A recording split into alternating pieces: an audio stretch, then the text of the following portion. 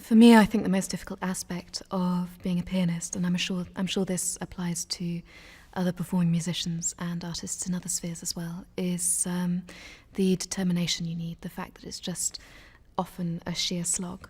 And I mean, that might be more intensified at the moment because I'm currently pregnant, so everything is exhausting. But at every level of the career path, so learning to play the piano, for example, takes many, many years of very intense work, and you don't know when you start off if it's going to pay off.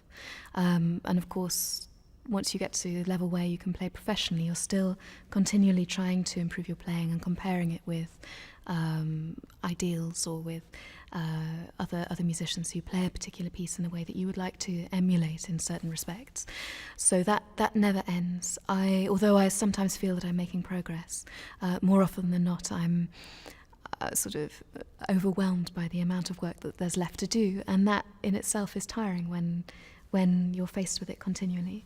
And then of course there's the more obvious aspects, so the exhaustion of travelling, the contrasts between the very intense state of concentration and energy that you need on stage, and also the sheer lethargy of the day afterwards when you're, spend as much of the time as you can in bed trying to recover.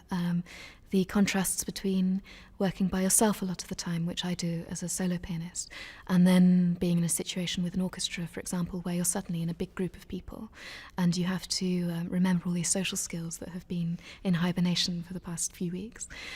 And then there's a sort of a much more long-term slog, as it were, and determination that you need as you go through different phases in your life. So I'm now 32 and I finished my official training, as it were, although I still go for coaching as regularly as I can manage. I am now established in that I'm earning a living from my music, although you never feel established because you're always working to get the next concerts in.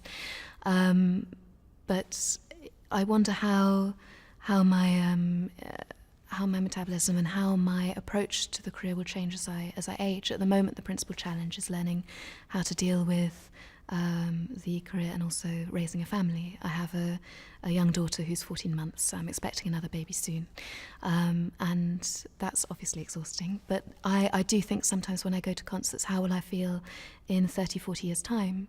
Will I be much more exhausted by the travel? Will certain of the negative aspects, will they annoy me more, or will I have become very zen? But of course, so I think that's something you have to be aware of. You have to develop techniques to deal with those different kinds of exhaustion and the determination you need. And then also you need to be aware just of how fantastically lucky you are to be doing what you do and of the positive things. The exhilaration of giving a concert and of feeling that you've really communicated something to an audience is a wonderful feeling, and it's a very rare one, and it may sound very sentimental, but that certainly compensates for all of the negative things. It's just when you are in that pit, if you are very, very tired, or perhaps if things haven't been going well, keeping faith that things will improve, or that there is every reason to believe that it will be okay in a few weeks' time, that's something that I'm continually working on.